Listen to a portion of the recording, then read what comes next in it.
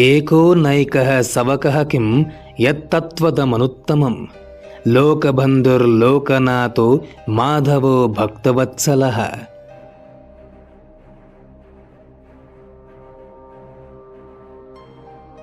ಪೂರ್ವಾಷಾಢ ನಕ್ಷತ್ರದ 2ನೇ ಪಾದದವರು ದಿನನಿತ್ಯ 27 ಬಾರಿ ಈ ಶ್ಲೋಕವನ್ನು ಪಠಿಸಬೇಕು.